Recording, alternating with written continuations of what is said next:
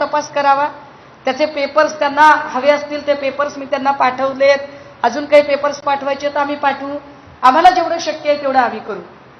परंतु ही सगळी जी कॉन्स्पिरसी आहे त्यावरती एकदा बोललं पाहिजे. अजून एक प्रिंट ऋषीदादा माझ्याकडे आलेली नाही. ती प्रिंट अशी की आपल्या सगळ्यांना कदाचित कल्पना असेल मी का हे सगळे सीडीआर तपासले जावे असं म्हणते.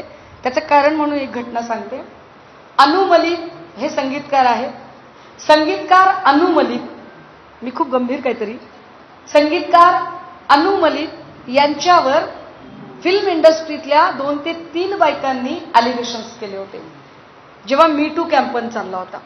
आणि या मी टू कॅम्पेनच्या अंतर्गत ज्या 3 बायकांनी त्यांचे काय हॅरॅसमेंट असेल जे काही गोष्टी असतील त्याच्या संबंधाने जे अलिगेशन्स केले होते त्याची कंप्लेन ही चाकणकरांकडे आली होती. आणि चाकणकरांनी त्या प्रकरणामध्ये अनु मलिक यांना क्लीन चिट दिली. तुम्ही म्हणाल ताई याच्यात काय विशेष आहे?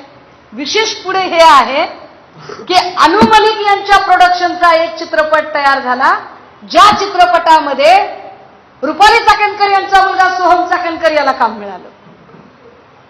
हे काय प्रकरण आहे? तारखा दिवस त्यांनी टॅली करून बघावे.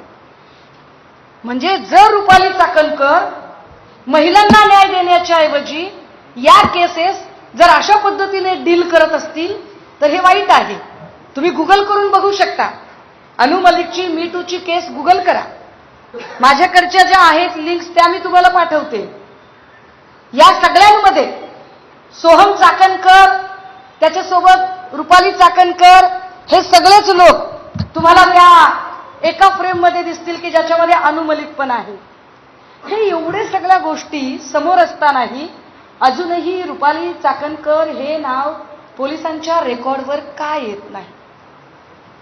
का येत नाही की आम्ही इतक्या गोष्टी तुम्हाला सांगतोय तरीही अजूनही ते नाव रेकॉर्डवर येत नाही. प्रश्न फक्त एका महिलेचा नाही.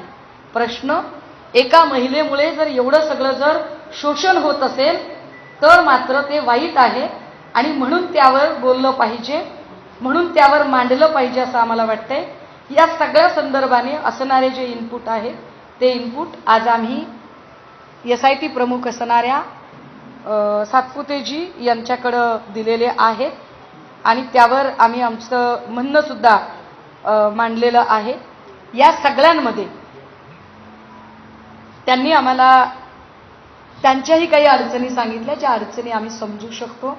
कारण प्रश्न महिलांच्या प्रतिष्ठेचा आहे, त्यांच्या डिग्निटीचा आहे. त्यामुळे बऱ्याच गोष्टी करताना त्यांनाही ते जिकिरीचं होतंय. परंतु हे सगळं जरी खरं असलं तरी या गुन्ह्याची व्याप्ती ही फक्त महिला लैंगिक शोषण इतकी नाही. तर हा फोटो मिळालेला आहे ज्याची कॉपी अनु मलिक दिसत आहे फोटोमध्ये. रुपाली चाकणकर बाजूला आहेत, बाजूला त्यांचा मुलगा आहे. ही सगळी माणसं एका फ्रेममध्ये आहेत. हे फार विशेष आहे. हे गंभीर आहे की ज्या माणसावर मी टू कॅम्पेन अंतर्गत एवढे गंभीर अलिगेशन्स झालेले होते, आरोप झालेले होते, त्या माणसाला क्लीन चिट चाकणकर देतात आणि चाकणकरांचा मुलगा त्याच्या फिल्ममध्ये असतो. काल ज्या बाईंनी मातोश्रीवर शिंतोडे उडवायचा प्रयत्न केला मी त्यांचंही संशोधन अशा पद्धतीने करेन, खूप खोलवर करेन. फक्त आम्हाला वाईट याचं वाटतं की या सगळ्यांमध्ये राजकारण न आणता त्या महिलांना न्याय मिळाला पाहिजे. तो न्याय मिळण्यासाठी आम्ही धडपड करत आहोत आणि तो न्याय देण्यासाठी म्हणून आमचा प्रयत्न असेल. आम्ही आज आमच्या SIT प्रमुखांशी बोलताना हे सुद्धा प्रामाणिकपणे म्हटलं की बाकी काहीही असो मला खात्री आहे की माझ्या पक्षात असा कुणीही माणूस असू शकत नाही, असूच शकत नाही. नुसत्या फोटोवरून तर ॲलिगेशन करू नयेत. जसा मी अमित शहाचा फोटो असे N नंबर ऑफ फोटो तिथे मिळतील, त्या फोटोवरून नाही.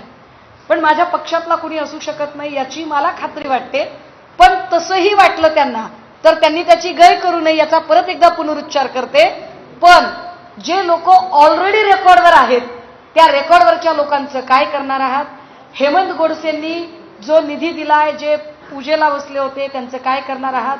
दीपक केसरकर जे वारंवार फ्रिक्वेंटली दिसत आहेत त्यांचे आणि खरातांचे काय काय आर्थिक व्यवहार झाले त्याचं काय होणार आहे? या सगळ्यांमध्ये एकनाथ शिंदे त्यांच्या पत्नीसह जे ईशानेश्वराची पूजा करताना दिसतात, त्याचं काय नेमकं अर्थ काढायचे? आम्ही फोटोंसकट बोलतोय ना, आम्ही पुराव्यांच्या सकट बोलतोय. तर याही सगळ्या गोष्टींचा आम्ही विनंती केली SIT प्रमुखांना की या सगळ्यांमध्ये याचा आनंद आहे की तुम्हाला मुख्यमंत्र्यांनी फ्री हँड दिलेला आहे, पण तरी सुद्धा आम्हाला कुठे ना कुठे भीती वाटते.